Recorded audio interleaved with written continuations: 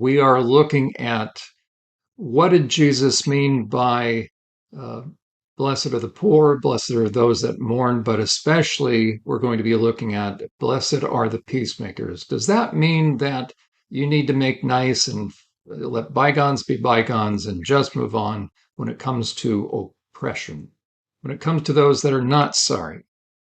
The good news is no. And we will find out why next on this edition of Journey to Healing. Welcome to Journey to Healing. Do you find yourself discouraged, troubled, in need of healing, but not sure where to turn? John Euler, a licensed professional counselor, is here to help. John has more than 25 years of professional experience helping people deal with the issues that keep them emotionally and spiritually stuck. There is help. There is hope. There is a God who loves you and wants to help you find peace and strength. And John Euler is here to help you find that on this edition of Journey to Healing.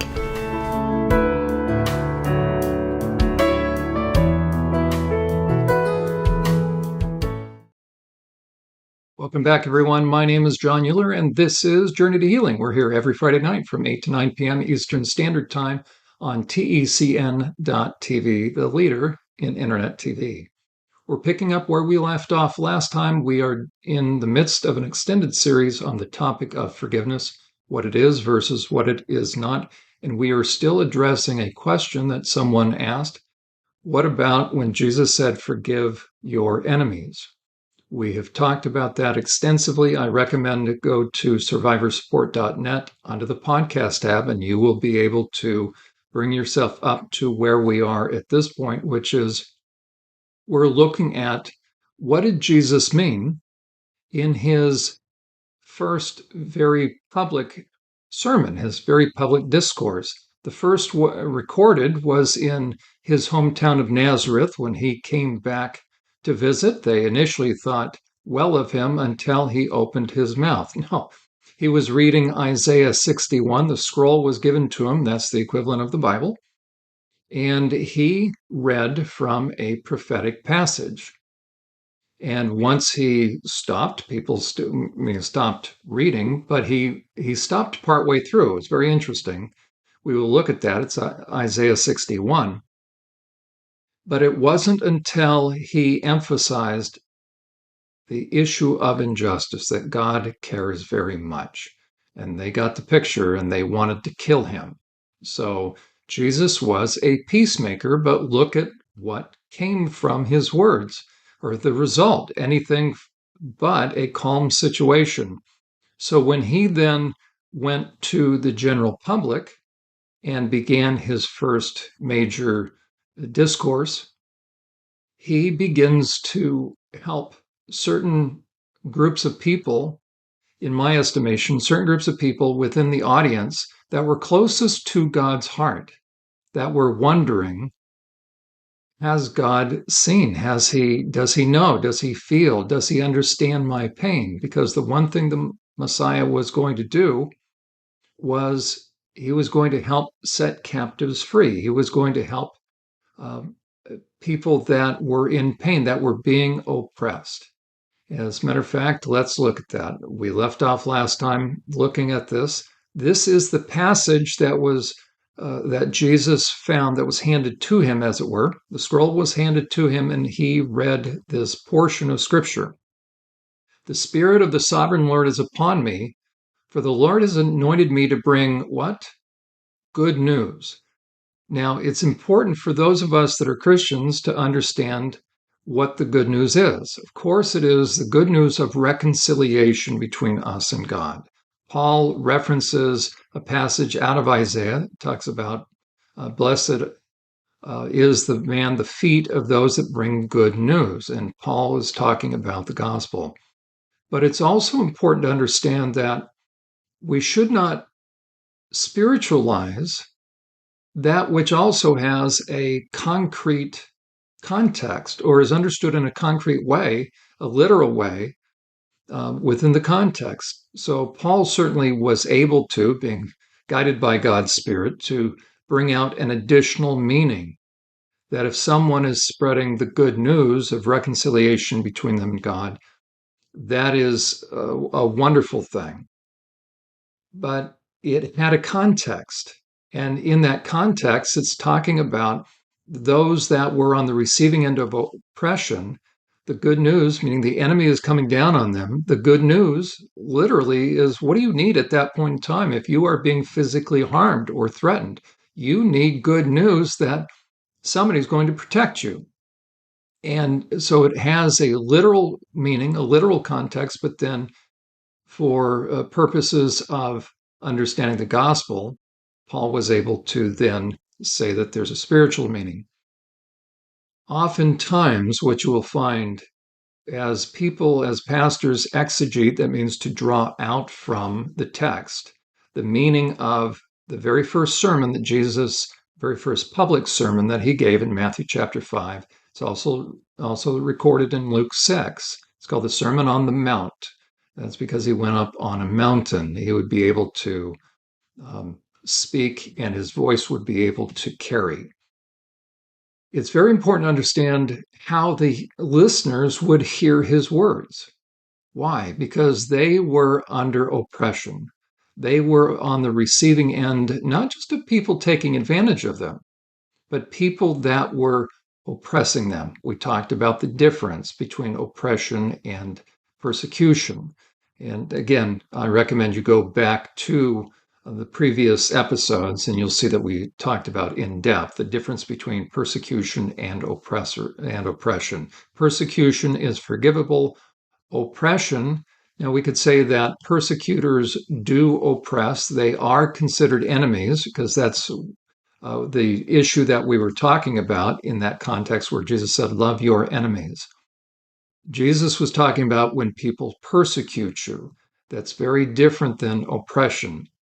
And why even talk about this issue in the midst of forgiveness? Because the premise is this: forgiveness is possible. Someone is eligible for forgiveness when they repent, when they confess. That's 1 John 1:9. If they do not, then there's nothing to forgive. There is a misnomer, a poor teaching out there, but it's ubiquitous. It's all over the place. And we've talked about the meme again, where there's an emphasis that says, I never knew how strong I was until I had to forgive someone who wasn't sorry and accept an apology I never received. That will tie someone up in knots because that is not correct, that is inaccurate, and God does not operate that way. He has come to set captives free. He has not come to set perpetrators free. He's come to hold perpetrators accountable. And so it's such an important issue when it comes to the issue of forgiveness that we get this topic right. Why? Because if you don't get it right, you will bind someone that needs to be loosed, and you will loose someone that needs to be bound. Right? We are to reflect God's heart when we are speaking truth. Right? We want to speak truth to different people groups, to different populations, that different people that God will bring our way. And so in Isaiah 61, again, we're going to go back to that now.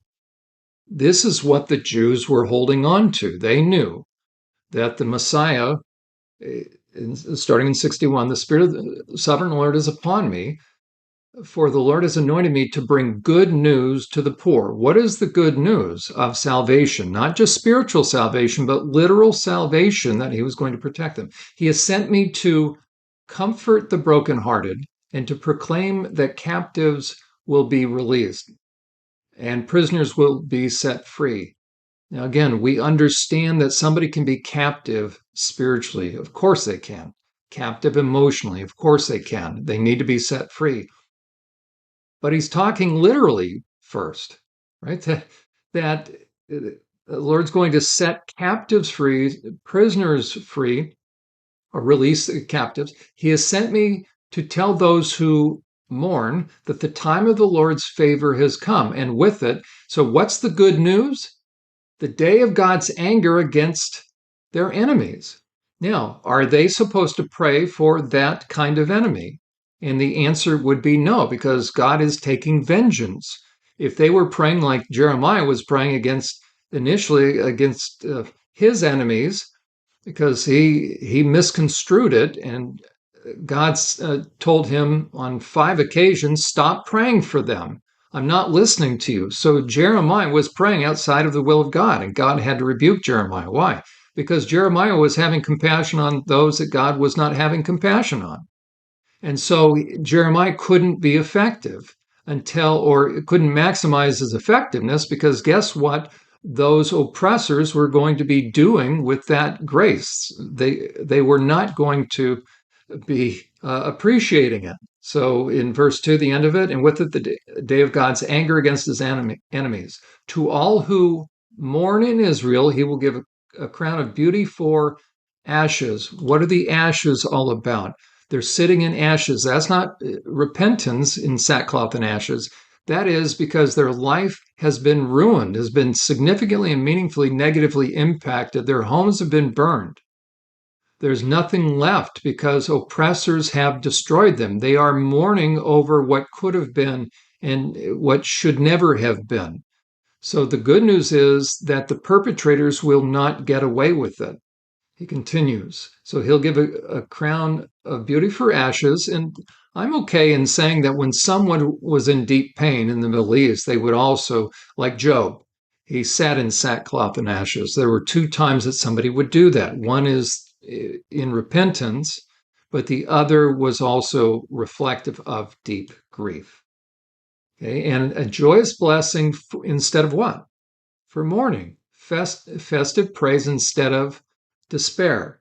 In their righteousness, they will be like great oaks that the Lord has planted for his own glory. So the Messiah was going to come with good news. What was the good news? Because again, think about the listener of that day when Jesus took the scroll and he starts talking about, now Jesus stopped partway through, but does that mean that the promise of the Messiah was not going to entail avenging harm, avenging oppression? No. Jesus was also letting them know that the timing of God might be different than their timing. Of course it was, but it still didn't mean that God wasn't moved intensely by the pain of others, by the pain of those that have been oppressed.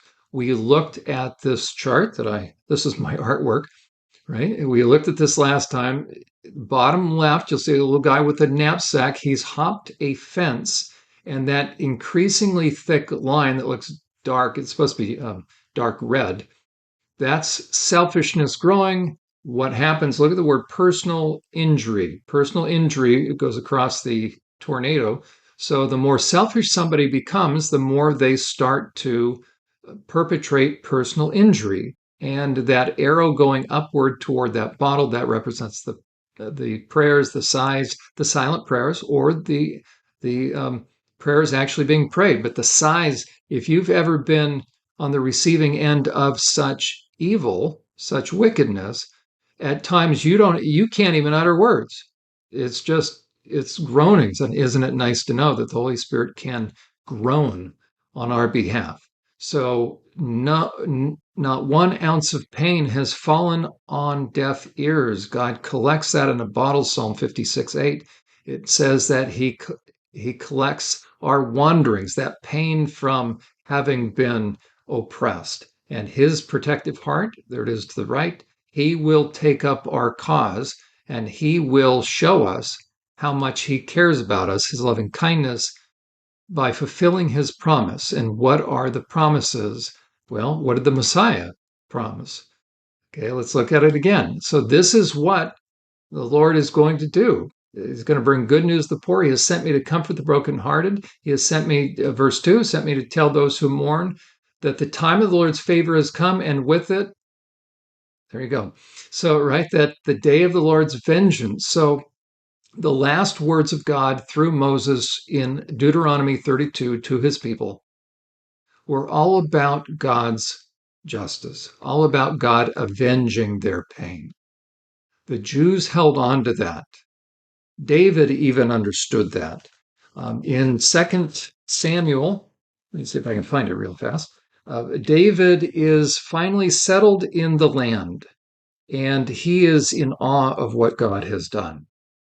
And so, David, in the quietness of his heart, he wants to thank the Lord. And it says this in verse 1. So, 2 Samuel 7, verse 1, it says, when King David was settled in his palace and the Lord had given him rest, so he's at peace. He had given him rest from all the surrounding enemies. The king summons Nathan and he wants to build a temple.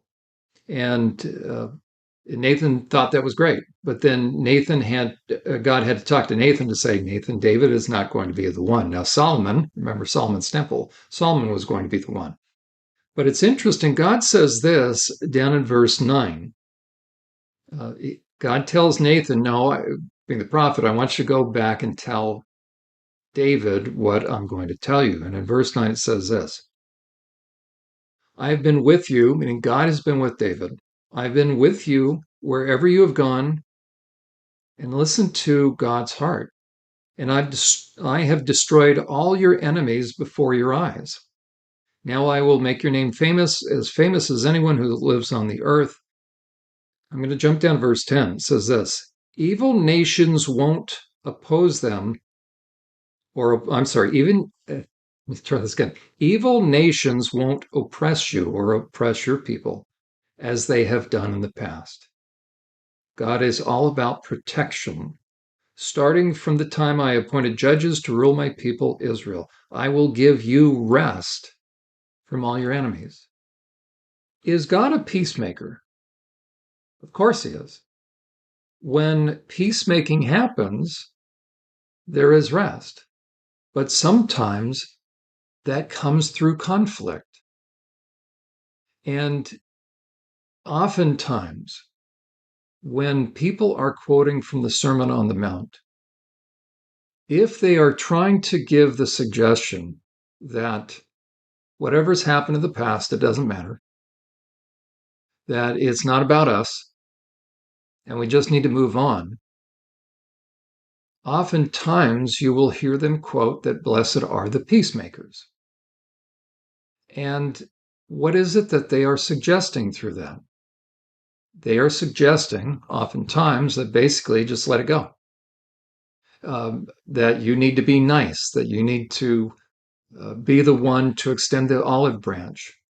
But what happens if what the person has perpetrated is not persecution but oppression? We looked at how God responds differently to each. God can discern, and he can give us the ability to discern. Persecution has to do with the message of truth. When someone persecutes us, we will be able to sense that. It really is nothing personal, but we can also go through very significant things. Oppression is different than persecution. Oppression is somebody who is being evil, who's taking delight in being able to cause harm. We call that a white-collar psychopath. We also call that a fool.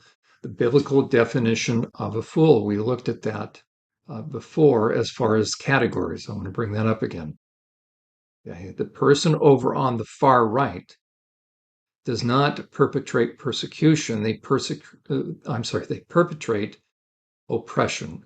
Those are two different things. And look how God responds across the top. You will see that it matches the categories, how he responds.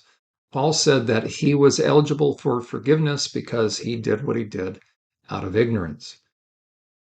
So in the Sermon on the Mount, when Jesus starts by saying, blessed are the, and now he's going to go through a litany of different kinds of people, to be honest, or really two categories. And I want to bring that up. That is very important to help someone who's been on the receiving end of oppression to know that God, he cares, and he doesn't expect you to play mind games with yourself or anybody else. That God will take up your cause. So as we look at the first sermon, public sermon that Jesus gave, I want you to look at the categories. We went through these in depth earlier, but I want to do another review very quickly. So God blesses the poor. We talked about what that meant, the poor and needy. That's literally poor. Now, we can certainly say poor in spirit. There's nothing wrong with that. But remember, the hearer, the listener, would understand what that meant, because in every other context in Scripture, it's always talking about literally the poor, but from or the result of evil, the result of oppression. So when Jesus starts talking about blessed are the poor, he's talking to people in that crowd that were under oppression. And if you're under oppression and your life is being destroyed, you are mourning. And God wants them to know, Jesus wants them to know God still knows, and so that they will be comforted. Now, look at where it says, the humble will inherit what? Notice how they say inherit the whole earth. Well, the Hebrew actually doesn't say the whole earth. Right now, Jesus was speaking Aramaic, that's written in Greek, but if you do a word study in Isaiah 61, now, what should that sound like, right? Isaiah 61, that is exactly what we just read. But if you continue reading on, we will have the answer to what does it mean when Jesus said they will inherit the whole earth, right? I'll tell you what it meant. In verse 7, instead of shame and dishonor, you will enjoy a double share of honor. So the people of God were under oppression. The Messiah is going to bring the good news of what? That he is going to help people understand that God knows, he cares deeply about what is happening. And in verse 7, instead of shame and dishonor, you will enjoy a double share of honor. You will possess a double portion of prosperity in your land, and everlasting joy will be yours. A double portion of prosperity in your land. That is the same word. So in verse 7 of Isaiah 61, where in Matthew chapter 5, where it says, blessed are those who are humble, they shall inherit the whole earth. That's not what the word means, or it potentially can be, but in the majority of other places that it is used, it is talking about the land. And think about the context, think about the listeners. The Jews were mourning. Why? They were under oppression from the Romans. They were under oppression from the religious leaders. They were humiliated. The promise of God was that they were going to be in their land. It was going to be theirs. It was going to be a city set on a hill, a shining city, a light and salt. And Jesus, a few verses, he's reading out of Isaiah 61, or he's quoting that. If you go a couple verses later, he references that they will inherit the land. It's the same word. So he says, again, in verse 7, Isaiah 61, 7, says, instead of shame and dishonor, you will enjoy a double share of honor. You will possess a double portion of prosperity, and everlasting joy will be yours, but a double portion of prosperity in the land. So blessed are those who are humble, for theirs is, they will inherit the land. God wanted them to know, Jesus wanted them to know that God had not forgotten. So when we continue now looking at the Sermon on the Mount, because the one thing that I do not want survivors and those that have been under oppression to be under the false impression is that when Jesus said, blessed are the peacemakers, what that means is you have to make nice with everyone. That is not what it means. David was saying, Lord, you've blessed me. You have brought my enemies to their knees. Well, that is peacemaking. God himself told David that David would be able to rest. Well, he can only rest if there's peace. God would destroy his enemies. Peacemaking has to do with ensuring that the person or people that are being oppressive know that God is watching, that God is taking stock. When I work with the men that I work with in my groups that are justice involved, the message I first give to them is God is watching, that God takes note. That is the only thing that will change them. And the fear of the Lord is the beginning of wisdom. The reason why a man sexually offends, for instance, is he doesn't have any fear. So he's perpetrated great harm. And the perpetrator needs to know that God is watching and God has not forgotten. God will call that guy to account. That is peacemaking, meaning they'd better act quickly. Act quickly in what way? To humble themselves, to go make amends. In the criminal justice system, it means you better ensure that the victim is made whole and that you pay the price. Why? Because it is no longer about the perpetrator, it is no longer about you. It is about the person that was negatively impacted. Matthew chapter 5 shows that.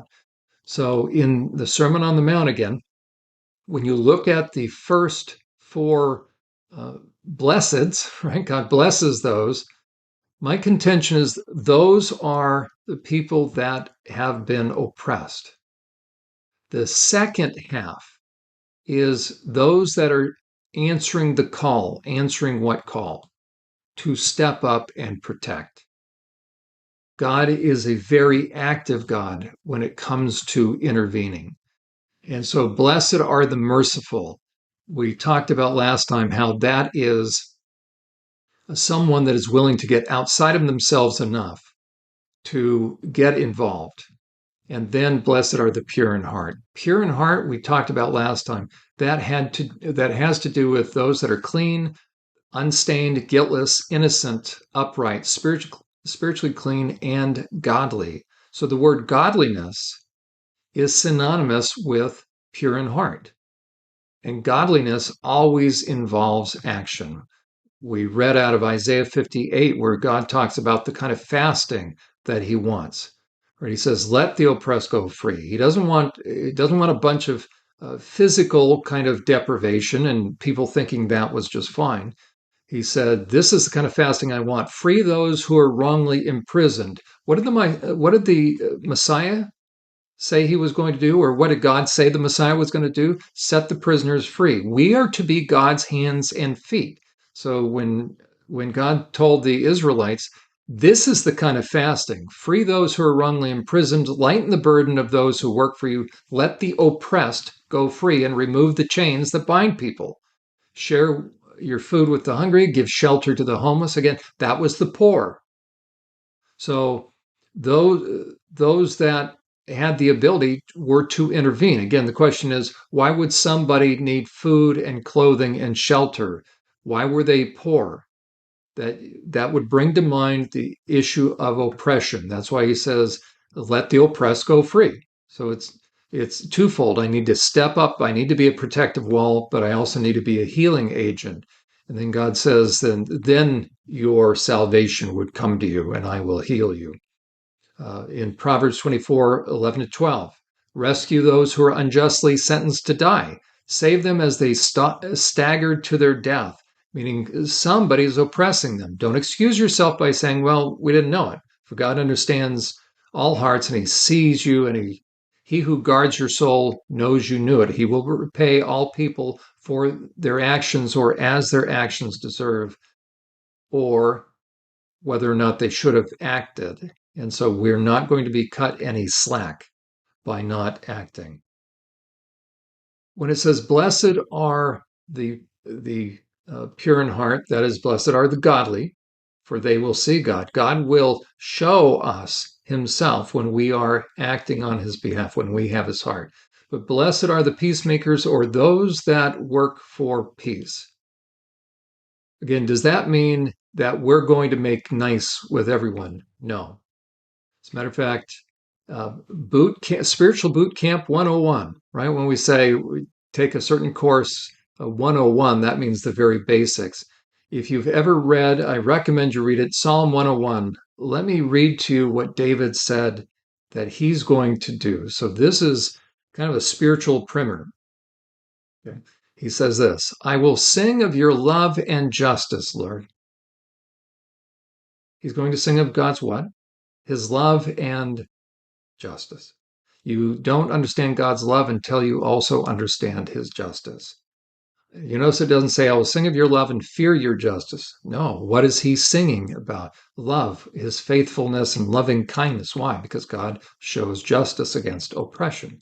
I will praise you with songs. I'll be careful to live a blameless life. There's the pure. Blessed are the pure or godly. So if you are godly, you're living a blameless life.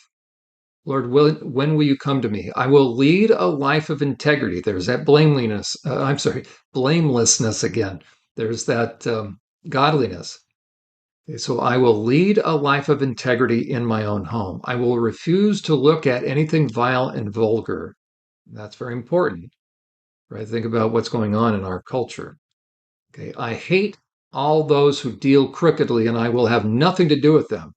I thought, blessed are the peacemakers. Wait, whoa, what did David just say? I hate all who deal crookedly, and I'll have nothing to do with them. Well, that means he's not peacemaking, is he? I will reject perverse ideas and stay away from every evil. He's primarily talking about evil people. I will not tolerate people who slander their neighbors. That's one of the biggest issues. Remember, that is soul murder. Diabolos, you're speaking with forked tongue when you slander someone. I will not endure conceit and pride. And if you're slandering someone, your life is filled with conceit and pride. Now, this is what David says on top of everything else. So he has a degree of intensity. I will search for faithful people to be my companions. Only those who are above reproach will be allowed to serve me. I will not allow deceivers to serve in my house, and liars will not stay in my presence. And David concludes Spiritual Basics 101 with this, Psalm 101. My daily task will be to ferret out the wicked. Whoa, talk about obsessive compulsive. I thought he was a peacemaker. What's he going to do with the wicked?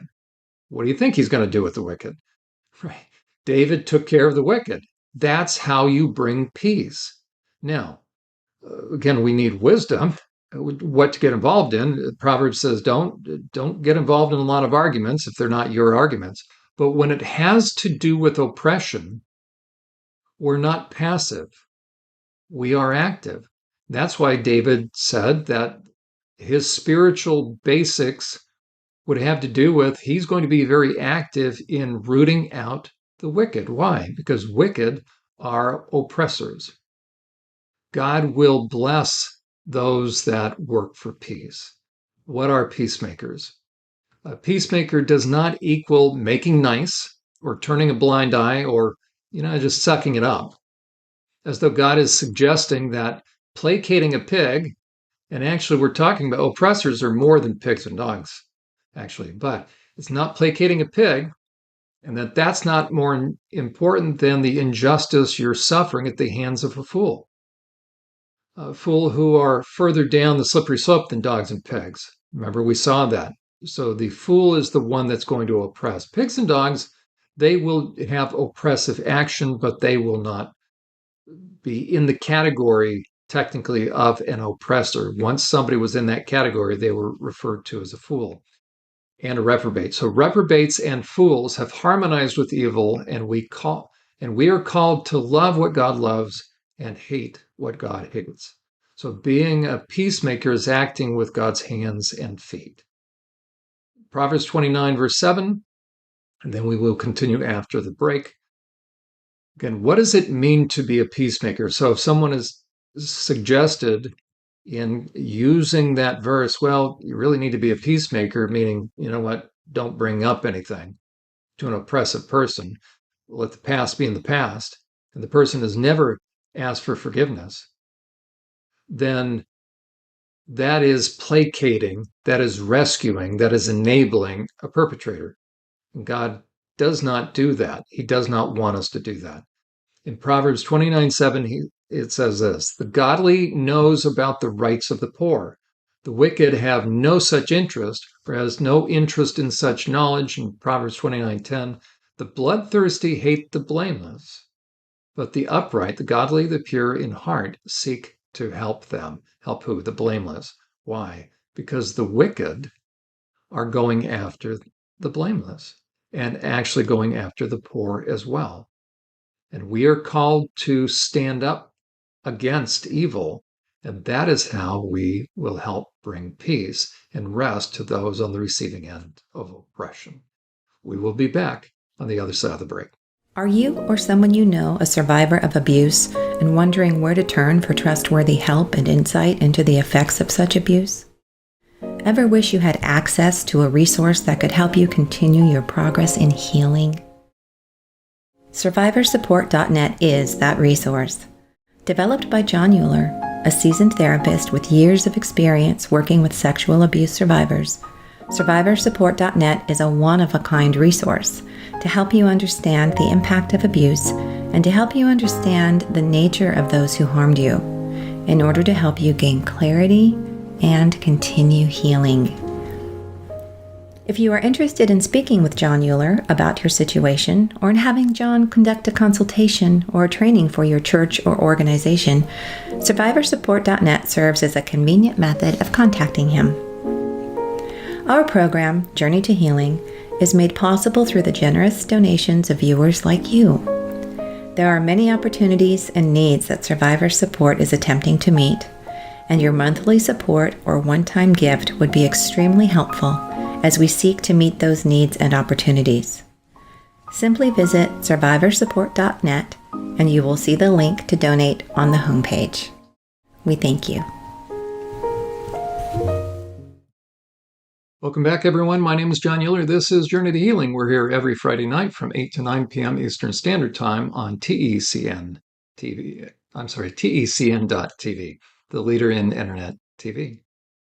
We're picking up where we left off. We're looking at the issue of what does it mean to be a peacemaker? Why are we looking at that? Well, first, that is in the passage we're looking at. That's Sermon on the Mount, as it's called, the first recorded large gathering and sermon that Jesus gave, his teaching. And the Beatitudes are the very first part of that. Blessed are the, we've been looking at that. Matthew chapter 5 and Luke chapter 6. Luke chapter 6 is an abbreviated version of that. Why are we looking at that? Because that is what Jesus was talking, when Jesus was talking to those that would end up following him, he was giving really the marching orders. He was giving his perspective, which is the proper perspective, versus what the people had been told about God's heart and how to have a relationship with him. He started that sermon by letting people know, especially a couple different populations, know that God had not forgotten. So it is my contention that as he starts with blessed are the poor, that the listener or the hearer, that would be music to their ears. Why? Because in Isaiah 61, which is the passage that Jesus read when he went to the synagogue, so his very first recorded sermon was out of, or was from the passage, it was a prophetic passage, what the Messiah would do in Isaiah chapter 61. And we looked at that, where the Messiah would bring justice. The Messiah would let his people know that their pain had not fallen on deaf ears.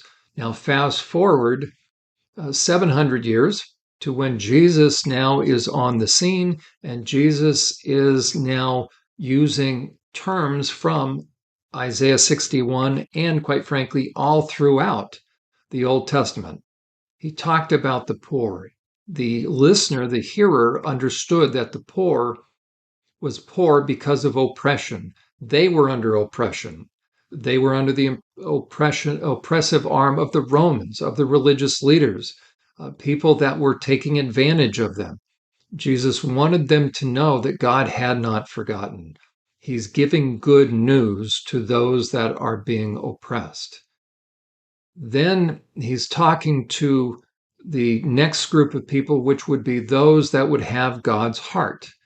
And if you have God's heart, you are going to respond the way God responds to oppression. We talked about there's a difference between oppression and persecution. Right? When Jesus said, love your enemies, he was talking about oppressors.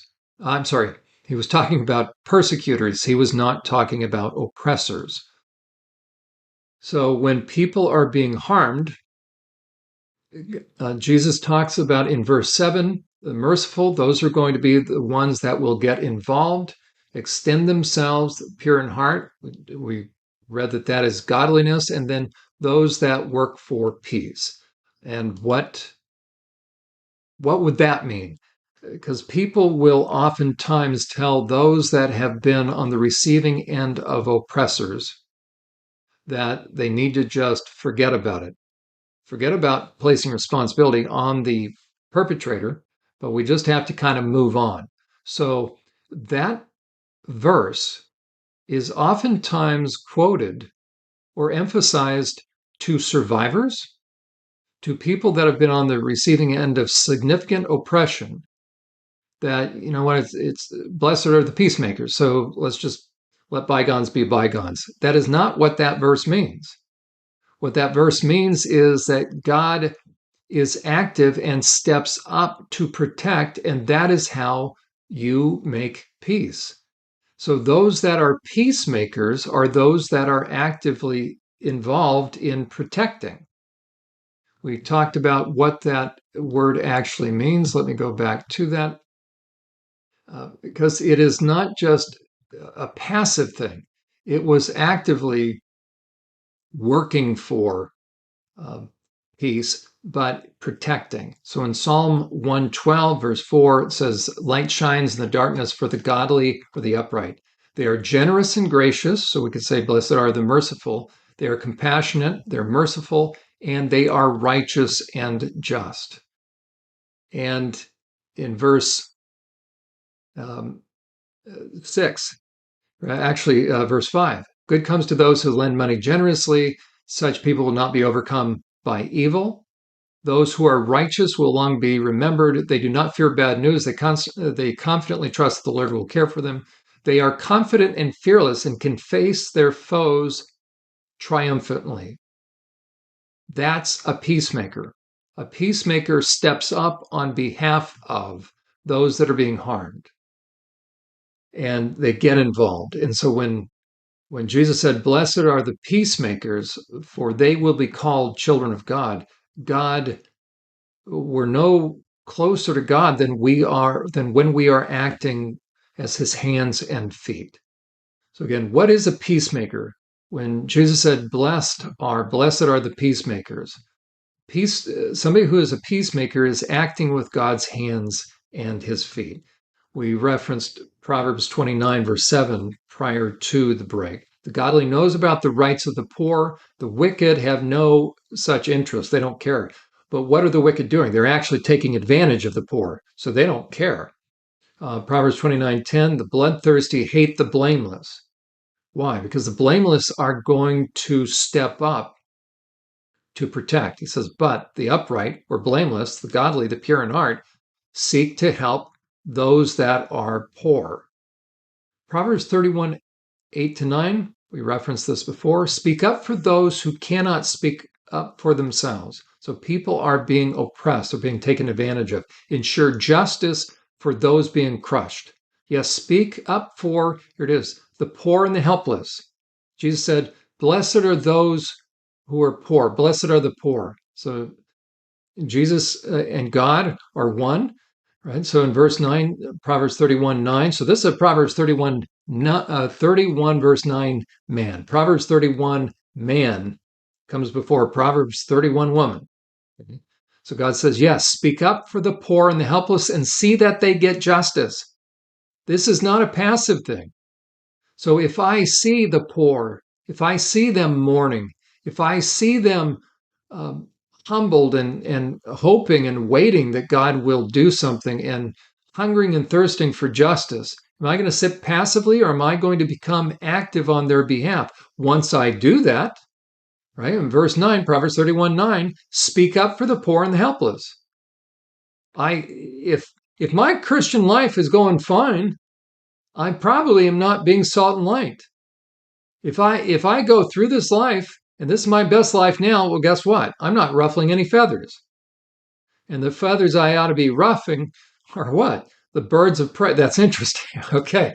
Yes, speak up for the poor and helpless and see that they get justice. This is an active type of peacemaking, right? If peacemaking were just let everybody be happy, then the oppressor is going to be the one that's happy because I'm not going to get involved because we don't want to ruffle feathers. Proverbs 24, verses 11 to 12. Rescue those who are unjustly sentenced to die, right? Or being sent through the valley of the shadow of death. Save them as they stagger to their death. Don't excuse yourself by saying, look, we didn't know. Because God understands all hearts and he sees you. He who guards your soul knows you knew, and he will repay people as their actions deserve. That should awaken all of us. Lord, am I doing enough? Am I doing what you want me to do on behalf of those that are being oppressed? Proverbs 28:4 says this, to reject the law is to praise the wicked. I'd go so far as to say this. How about kind of making nice with the wicked? Okay. I think that you could almost make a case that that's what that verse is saying. To reject the law is to praise the wicked, but to obey the law is to fight them. Oh, I thought blessed are the peacemakers. Let me add what those words mean. So where it says to reject the law, it says this, to reject or forsake, abandon, set aside, or have no regard for the law is to praise the wicked. So if I'm not actively compelled to intervene on behalf of the wicked, then I'm setting aside God's law. But it says to obey the law is to fight. To fight who? The wicked. Okay, to obey the law is to fight them. That's peacemaking. Now, what is the Hebrew word where we get the English phrase to fight them? What does that mean? It means to strive against. So you want to know what a peacemaker is? Here he is. To obey the law is to fight those that are oppressive, to strive against, to fight, to resist, to contend with, are incensed against. Do you ever get agitated over the right things when you see oppression? If you don't, you need to check if you've got God's heart. Okay, to oppose, to struggle against. Listen to this, pit themselves against. This is a very active kind of peacekeeping. No wonder they named the peacekeeping missile the peacekeeping missile. Okay, to battle against, to fortify themselves with a wall. So to build a boundary against this person and to plead against. Now, what is pleading against? That should remind us of Matthew 5, where it's a warning to the evil person, to the hurtful person, that if you've been a jerk, you've been hurtful, you better go make it right. Why? Because the injured party is going to the judge. And the judge will plead on behalf of, meaning the widow pled for herself, Luke 18. They're making a plea, but this is on behalf of the injured party. And we're pleading against the hurtful person. Proverbs 29:9. If a wise person has an argument with a fool, takes a fool to court. Why would you take a fool to court? You shouldn't have any dealings with the fool. So hopefully you haven't done any business dealings. And it says if a wise person takes the fool to court. It's one thing if a fool takes you to court. Let's say business partners are unethical and they betray you and you stop them. Now they're going to sue you. But this says if a wise person has an argument or takes a fool to court. When's the only time we're supposed to take a fool to court? Is when we are stepping up really on behalf of those that are being harmed. We're going to stop this fool. Okay. If you take a fool to court, there will be ranting, meaning raging. The fool's going to rant and rage and ridicule. This should sound familiar, meaning laughs and mocks. Remember, the mocker comes prior to the fool, so certainly the fool mocks, and there will be no rest. It says there will be no satisfaction. The word satisfaction means no rest or quiet. So if a wise person So is this wise person acting foolishly? No. That's why he's a wise person. So is it ever wise and is it ever godly to have a situation where there is no rest and quiet, where there's no peacemaking? Of course there is. That's what Proverbs 29:9 says about a wise person. Proverbs 29:27, verse 27 says, the righteous or the godly, the pure in heart, despise the unjust. The wicked feel that the godly are an abomination. So it says the wicked despise the godly. Do you have any visceral sense when you encounter somebody who is oppressive? Are you moved on behalf of those that are being harmed? If you aren't, then you don't have God's heart. Proverbs 29:27. The righteous despise the unjust, and the wicked despise the godly. Again, that visceral sense. Psalm 139, verse 19 through 24. I want you to hear David, a man after God's own heart, who walked in wisdom the vast majority of his life. There were a number of times when he did not. But God made a promise to David, right? The Davidic promise that the Messiah would come from the line of David. So David has a special place in God's heart. And so here's a very godly prayer. The end of Psalm 139, it says this, and starting verse 19, "Oh God, if you would only destroy the wicked, get out of my life, you murderers." And how can you murder somebody? Is that just physically taking their life? No, because you can do soul murder by slandering. Lord, they blaspheme you. Your enemies misuse your name. Oh Lord, shouldn't I hate those who hate you? Shouldn't I despise those who oppose you? How do you oppose God? You go against what God is all about. He's all about protecting those that are vulnerable. From who? From the oppressors.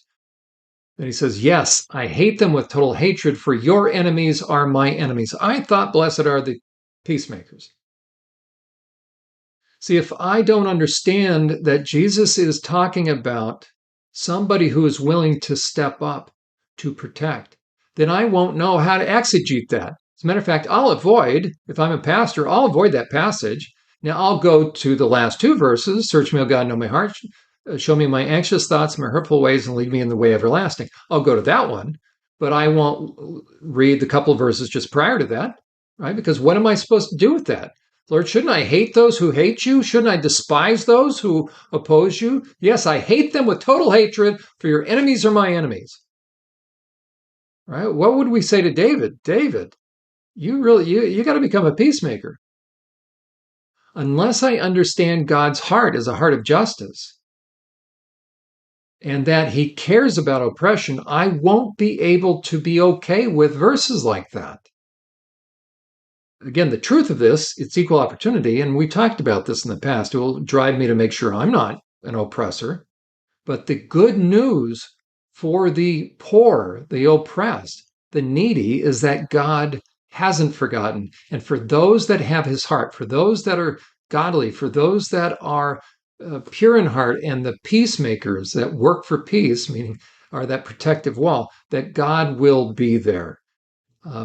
In Matthew 15, if the issue was peacemaking, Jesus talks about, and he goes after the Pharisees, right? The Pharisees in Matthew chapter 15, some of the Pharisees and teachers of religious law, they arrived and they see what Jesus is doing. They asked Jesus, why do your disciples disobey our age-old tradition? For they ignore the tradition of ceremonial hand washing before they eat.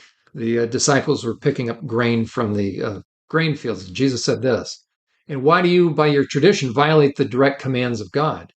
And then Jesus lists a bunch of examples. When he was finished, in verse 12, it says this, and the disciples came to him and asked him, do you realize that you offended the Pharisees by what you said? Was Jesus being a peacemaker? Of course he is. Proverbs 28:5, because he was standing up against evil. Proverbs 28:5. Evil people don't understand justice, but those who follow, meaning crave and seek after the Lord, understand it completely. It is not peacemaking to enable a fool. It is not peacemaking to rescue a reprobate from natural and logical consequences and from the criminal justice system. It is not peacemaking to compromise truth for the sake of sentimental-based sense of peace, as it will only be short-lived, while you will have to cast your pearls before those who are likely worse than pigs and dogs. It is not peacemaking to give kids and victims the sense that peace with a pig or an evil fool is godly. It is not peacemaking to give the wicked or evil a false sense of security, which will enable them to avoid the reality of avenging God, of a God who avenges, who has his sights trained on them for vengeance. It is confession that brings peace and the fear of the Lord that brings wisdom. It is not peacemaking to not let a fool know what he is going to be experiencing if he doesn't turn around and stop his evil.